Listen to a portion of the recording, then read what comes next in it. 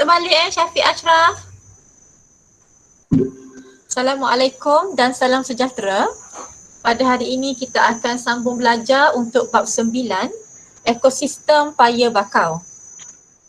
Paya bakau ni kita dapat temui di kawasan muara sungai, iaitu pertemuan antara lautan dan sungai. Jadi paya bakau ni dia terletak di tepi laut. Bila dia terletak di tepi laut, banyak masalah yang dia perlu adaptasi, perlu hadapi. Antaranya disebabkan kepekatan air laut yang sangat tinggi dengan garam, kepekatan garam yang tinggi, sangat masin. Yang kedua, paya bakau ni, pokok bakau ni dia akan terdedah secara langsung dengan sinaran matahari yang sangat tinggi, keamatan cahaya matahari yang sangat tinggi, dan kemudian menghadapi masalah daripada segi transpirasi yang tinggi, dan juga dalam segi untuk pembiakan, di mana dia hidup dalam kawasan air bertakung. Jadi bila biji benih dia jatuh, kemungkinan biji benih tu akan dibawa ke tengah laut. Jadi kita akan belajar tentang paya bakau, ekosistem paya bakau dan apa masalah yang dihadapi, apa kepentingan paya bakau, kenapa paya bakau ni kita kena jaga. Kita tak boleh musnahkan paya bakau. Antaranya ia sebagai benteng pertahanan, benteng menghalang daripada hakisan berlaku, pemecah ombak, angin kencang, tsunami. Okey, tempat pembiakan banyak organisma macam ketam yang bercangkerang.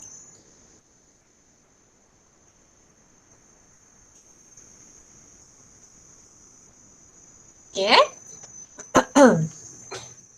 Jadi, komponen abiosis ekosistem, komponen biosis ekosistem paya bakau. Okey, ingat lagi tak apa maksud biosis? Biosis ni maksudnya adalah benda hidup. Benda hidup. Jadi, benda hidup ni, sekejap ya. Okey, biosis ni adalah benda hidup. Jadi benda hidup. Jadi apa antara biosis, iaitu pertama pengeluar, kedua pengguna, ketiga pengurai. Jadi antara komponen biosis dalam ekosistem paya bakau adalah seperti lotong kelabu, comel dia, monyet Belanda, mancung hidung dia ya, kelip-kelip, ular, ikan belacak, ketam, pokok bakau, pokok kan, pengeluar kan. Pengeluar ni tumbuhan hijau lah yang menjalankan fotosintesis. Belangkas, bangau, cendawan. Jadi macam kelip-kelip ni, siapa pernah pergi Kuala Selangor kita pernah lah pergi pada waktu malam. Contoh kelip-kelip ni yang agak terkenal di Malaysia yang tadilah yang Kuala Selangor tu dekat Kampung Kuantan. Bukan Pahang Kampung Kuantan dekat Kuala Selangor. Memang sangat cantik. Siapa berpeluang nanti bolehlah pergi tengok Okey. Jadi tadi tu komponen biosis. Sekarang komponen abiosis. Komponen abiosis ni adalah komponen yang bukan benda hidup seperti suhu, kelembapan, keamatan cahaya, pH. Okey, antaranya komponen abiosis dalam ekosistem paya bakau terdedah pada ombak dan pasang surut air. Kedua, tanah yang lembut, berselut dan berlumpur dan kurang pengudaraan. Jadi bagaimana pokok bakau ni mengatasi masalah ini? Antaranya dengan mempunyai sistem akar bercabang meluas, lagi mempunyai akar jangkang, lagi mempunyai akar pneumatophore. Nanti kita akan belajar. Kemudian terdedah pada tiupan angin kencang, kandungan garam dalam tanah tinggi dan oksigen terlarut dalam air rendah, terdedah pada keamatan cahaya yang tinggi, percambahan biji benih di kawasan pasang surut air. Tadi teacher dah sebut semua kan? Okey. So ciri penyesuaian pokok bakau. Bagaimana dia nak atasi masalah tadi ni? Ada berapa masalah ni? 1, 2, 3, 4, 5, 6 kan antara masalah dia. So soalan ni boleh tanya untuk soalan esei sebab banyak isi kat sini. Jadi bagaimana pokok bakau ni mengatasi semua masalah-masalah ini? Okey, antaranya daripada segi daun. Ciri penyesuaian pokok bakau pada daun. Okey, Daunnya berkutikel tebal. Kutikel ni lapisan lilin pada permukaan daun. Jadi bila daun ni berkutikel tebal, ia akan mengurangkan kadar kehilangan air dalam bentuk uap air ke persekitaran. Jadi ia akan mengurangkan kadar transpirasi. Lagi stomanya terbenam. Maksudnya stoma dia agak ke dalam, tidak terdedah. Jadi dapat mengurangkan kadar transpirasi ataupun kadar kehilangan air. Daun sukulen. Maksudnya daun ni dapat menyimpan air. Mempunyai liang haidatut. Biasanya liang haidatut ni di hujung urat daun Jadi dia akan keluar garam berlebihan. Mempunyai liang hidatut untuk menyingkirkan garam berlebihan. Jadi istilah kamu kena pastikan kamu guna yang betul-betul. Kalau kamu kata mempunyai liang haidatut untuk membolehkan garam berlebihan keluar, tidak tepat. Untuk menyingkirkan garam berlebihan keluar boleh. Singkir ni perkataan yang sangat penting. Kalau manusia kita guna kumuh kan, untuk mengkumuhkan bahan kumuh. Okey, ini dia. Liang hidatut ni dekat tepi-tepi ni. Nampak tak ni? Ini garam ni, ini garam. Garam yang garam. Dan kamu kena sebut garam berlebihan. Sebab kalau yang tak berlebihan takkan disingkir keluar. Tapi apa yang disingkirkan keluar? Garam berlebihan. Jadi kamu kena hati-hati bila menjawab soalan. Jadi garam berlebihan ini disingkirkan keluar. Nampak putih-putih garam ni. Manakala daun tua dapat menyimpan garam dan akan gugur bila kepekatan garam terlalu tinggi. Yang ini cara dia nak mengatasi disebabkan dia hidup di kawasan dalam air laut yang mempunyai kepekatan garam yang sangat tinggi. Kita belajar sebelum ni kan bab 3 kan. Kalau air tanah tu hipertonik berbanding sel akar pokok, pokok akan menjadi layu. Okey, bagaimana pula dengan biji benih dia? Tadi teacher dah bagi tahu kan. Cuba kita tengok gambar yang mula-mula tadi tu. Okey, pokok bakau ni hidup di kawasan muara sungai dan kadang-kadang air bertakung, air pasang surut kan. Jadi bila biji benih dia jatuh ke dalam air ni, terus dibawa oleh air ke tengah laut. So tak dapat nak survive. Jadi keistimewaan dia, ciri penyesuaian yang dia ada, dia mempunyai biji benih viviparity. Bukan Vivi Yusof, tapi biji benih viviparity. Okey, apa maksud biji benih viviparity? Ini gambar dia. Iaitu di mana biji benih ni bercambah di atas pokok induk. Jadi bila dia jatuh, dia akan terus terpacak. Dan dia akan dapat survive. Okey. Biji benih viviparity bercambah dan tumbuh semasa masih melekat pada pokok induk. Ini membolehkan biji benih jatuh tercacak di atas tanah lumpur yang lembut, mengelakkan dari dihanyutkan oleh ombak. Lagi, masalah tadi tu yang kata kurang oksigen dalam air kan? Bagaimana dia atasi?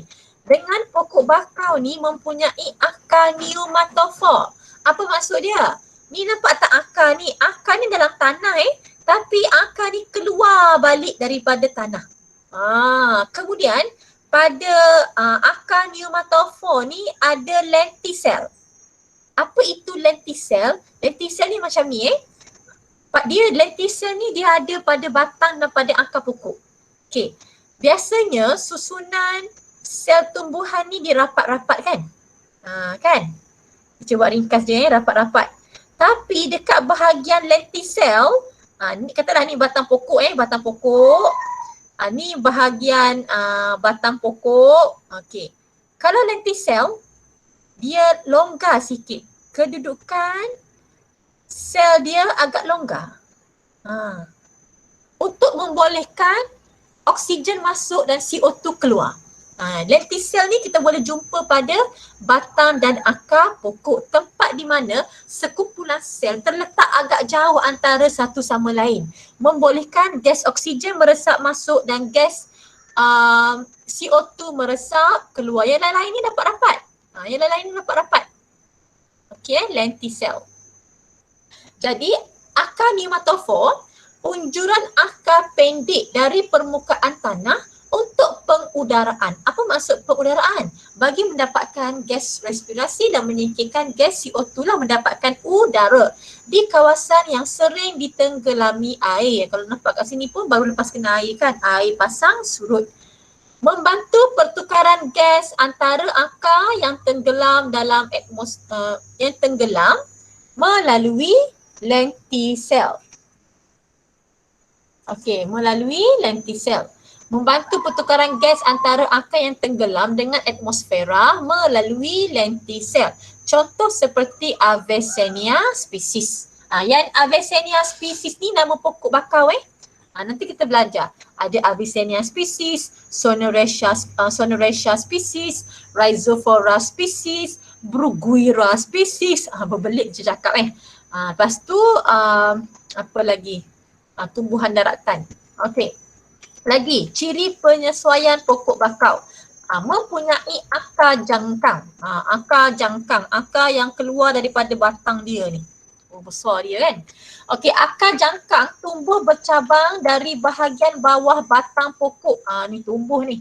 Mencengkam dengan kuat dalam tanah untuk memberi sokongan bagi melawan tiupan angin dan ombak dan mengelakkan pokok bakau daripada tumbang.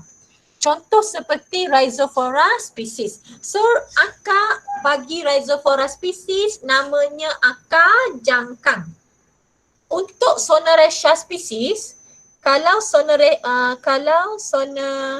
Avicennia dengan Sonoraceae species Allahu Akbar boleh. Avicennia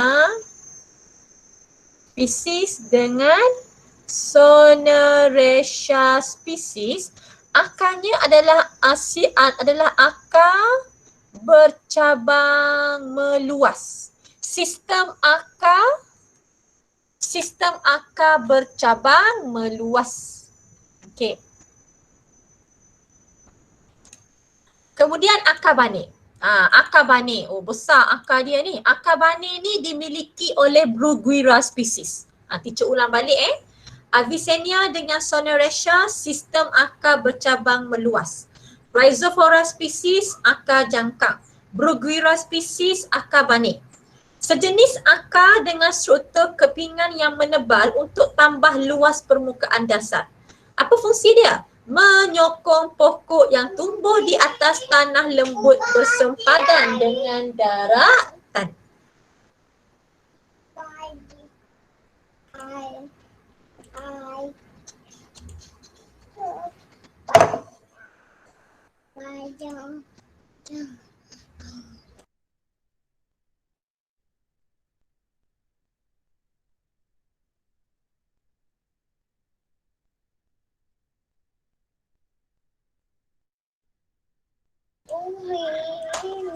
Okey.